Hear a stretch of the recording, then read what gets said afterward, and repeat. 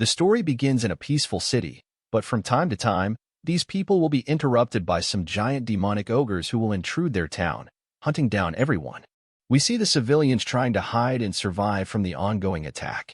While this is happening, a mysterious-looking man is seen riding a giant dragon, and he explains to us that ever since he was a young man, he's always wanted to become the strongest person he can possibly be so that he can protect those around him, and also so no one can ever take anything away from him. This guy happens to be the savior of the city and the only person capable of eliminating these demonic monsters. With just a single move, he burns the ogres to the ground and conquers their demon race within a matter of seconds. Right after that, he tells us that he has finally become the strongest exorcist known to man.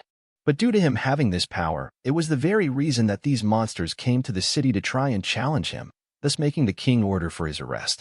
They ultimately ruined his reputation and even took away his students, turning everyone else against him.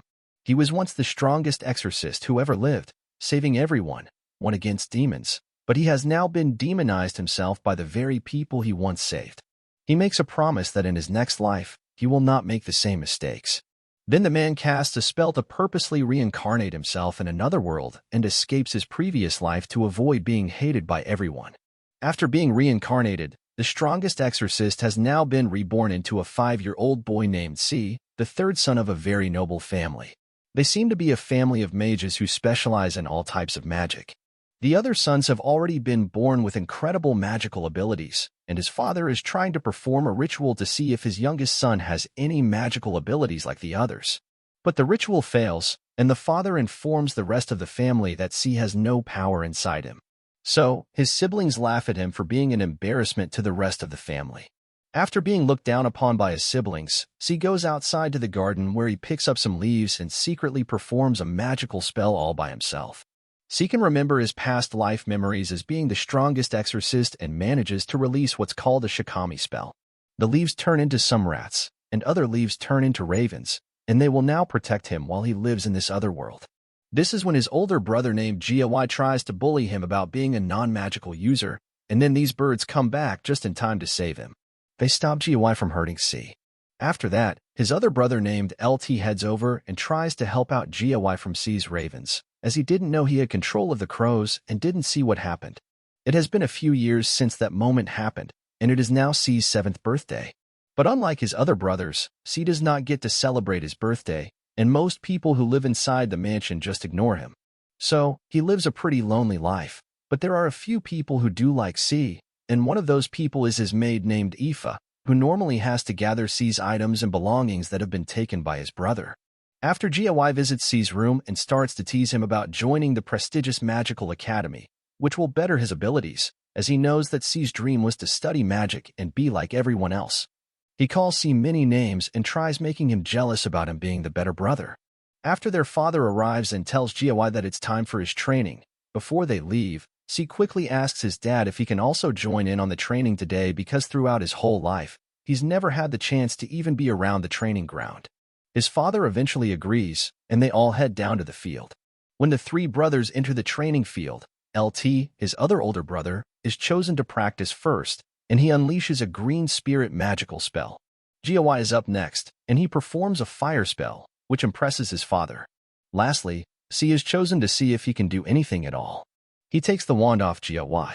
When wielding the wand, he stands in position, and then C talks inside his own head and tells us that he doesn't really want to reveal his true abilities of sorcery to everyone, as he doesn't want to become another powerful person in this life and have everybody hate him once again for being too powerful.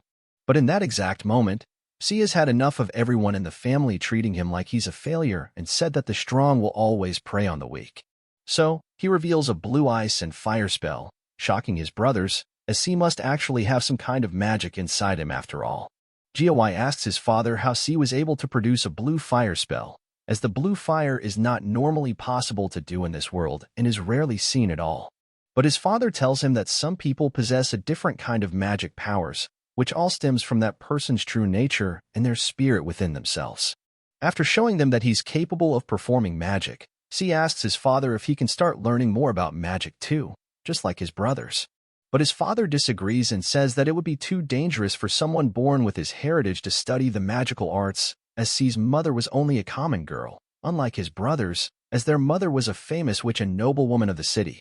However, his father tells him that instead of learning the prestigious ways of magical arts right now, instead, he will be given a tutor in order to help him understand more about magic, as his father thinks he's too weak to enter the academy or study in the hierarchy. So, C agrees and begins to study by reading the books inside their mansion. We then have a change of scenes, and C has grown up a bit as he is now 11 years old. He has read and studied about everything he can in this new world and also explains how in his previous life, he managed to store many akashi, otherwise known as yakai spirits, within him that he defeated in battle. And now, they listen to his commands whenever he summons them. C remembers these things from when he was the exorcist, so he decides to see if these yakai spirits will assist him in this new world. He only wants to summon a non-lethal yakai at first to see if it still works. He then creates a door, which opens up to a different realm, and then the yakai spirit named Yuki appears. However, C is surprised because in his previous life, Yuki was already a grown-up woman. But in this life, she appears to be an adorable but slightly annoying girl who won't leave him alone. She asks C why he summoned her to this world, but C tells her it was only a test and then tells her that he can't afford for anyone to see her. So, he transforms her into his small fox form outside C's room. Aoife accidentally spilled some water on GLY's feet, and he gets extremely angry at her for being a useless slave. But right then, he tries getting closer with her and tells her she can repay him for this by visiting his room later. However, Aoife doesn't know how to respond to this, and just then, C arrives to help Aoife. He tells GY to leave her alone, but GY responds by swinging a blow at him. But C blocks his attack with ease. This infuriates GY, as he is the older brother, and GY constantly mistakes C for being a little weakling all the time. But GY secretly knows that C must be stronger than he looks, so he just walks away, shouting that he will pay for his actions. After saving Aoife, she thanks C, and then she explains how she desperately needs his help with something that happened outside. When outside, they see a blue mythical creature laying on the floor and seems to be almost dead. She asks C if there was any chance he could revive the creature, although she understands how C's magic seems to be much lower than the rest of his family. So she understands if it cannot be done.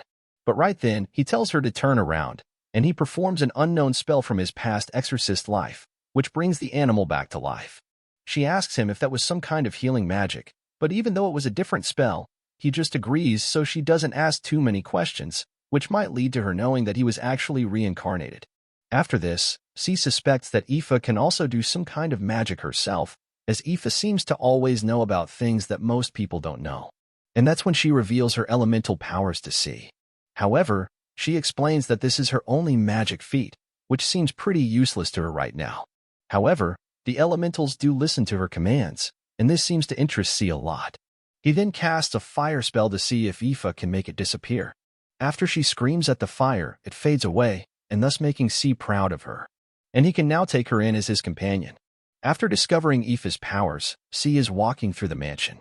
That's when his two brothers ask him if he would like to do some sword training, as he lacks in every other aspect of the family, so he must try to become good at least something so that he can be considered a real asset to the family. But right after, some of their maids rush in screaming that there is a monster on the loose and that their father used fire magic against it, but to no gain, and that the monster is now making its way through the forest and will be reaching the mansion soon enough. They all start to panic and are wondering when it will arrive at the mansion. But that's when C tells them he can already sense the monster is here, which shocks his siblings, as they can't sense anything at all. But C assures them all that the creature is right outside and to get ready to attack. GLY warns the maids and everybody else to find a hiding place as quickly as they can. But C doesn't listen, as he knows that Aoife was outside practicing her magic elements. So he quickly heads back outside to save her. However, the monster was right outside too and was about to eat Yo and the other maid.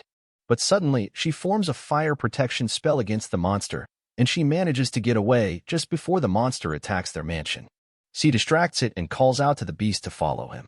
And moments after, he rises into the air and casts a spell using various different elements which takes the monster down, leaving everyone in shock as they witness this weak boy defeat one of the largest monsters in the realm. After Aoife talks to the maid and explains how this spell not only brought the monster down but C has also tamed the beast.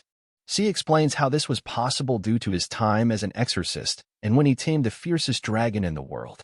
So, he does the same thing to this beast and promises that this time he will use his powers in a much different way and become wiser, but also more cunning.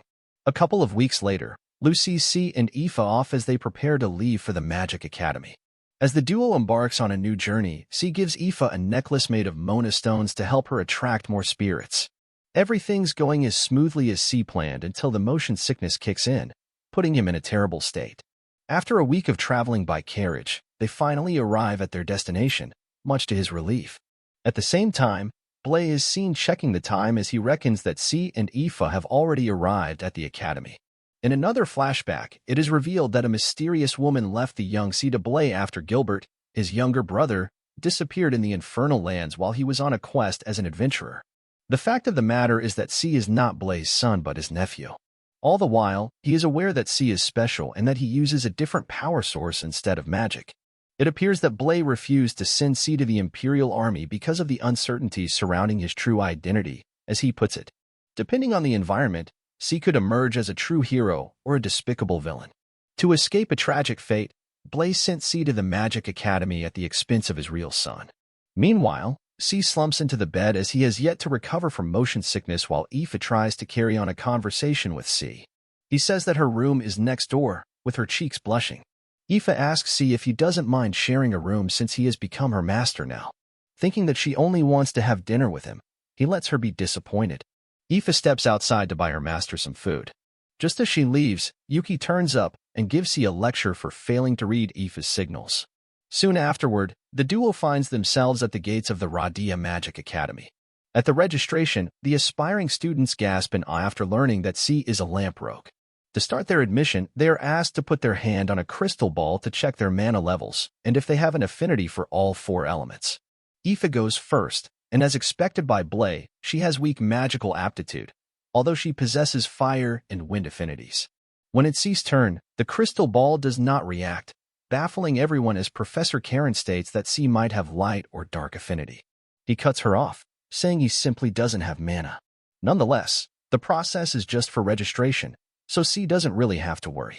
The students assume that the nobles are using their influence to get C into the Magic Academy.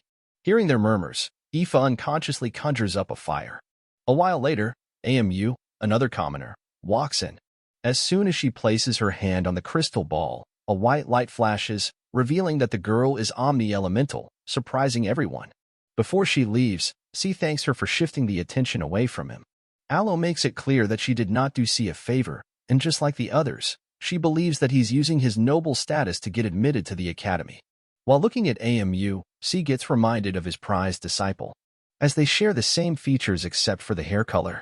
In a short while, the practical skills test begins. While watching the exhibition, C observes that most students use identical elements and that their power is mediocre. Just then, Aoife steps in for her turn, using the intermediate-level spells Flame Note and Wind Lance. The supposed-to-be magic-resistant elemental targets proved to be otherwise, with the spectators' jaws dropped open. Professor Cordell assures them they prepared spare targets. Seeing Aoife's growth, C can't help but feel proud as tears start to well up in his eyes. Following her lead is C himself, who surprises the students with his unique blue flames. While the fire is still not going out, he turns the granite into a pyate crystal. When C is asked about the spell he used, he deliberately ignores the professor, moving on to the last target. He summons a torrent of water and turns it into ice. Just as he finishes showcasing his abilities, Aoife tells him he left the other students speechless. As the test ends, the two proctors talk about how well C and Aoife performed despite lacking mana and having low magical aptitude, respectively. Having said that, AMU stood out among the students.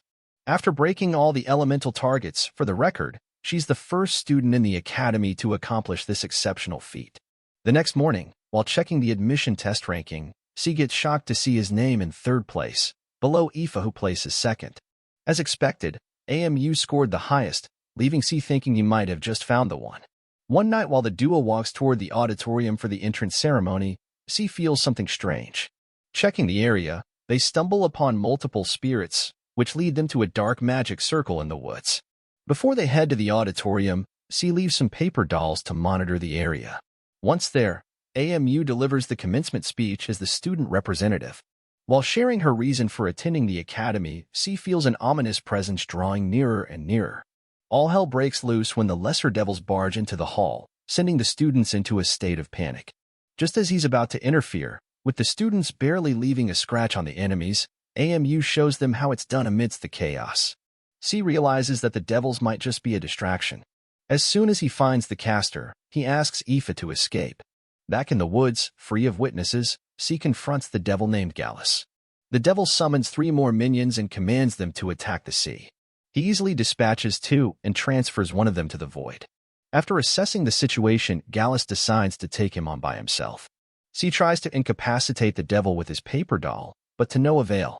Outraged by the C looking down on him, Gallus uses his teleportation magic and manages to graze his cheek and wound his arm. Gallus then reveals his objective to take the hero down. The battle continues, and Gallus still has the upper hand. Upon seeing an entrance, the devil delivers the final blow.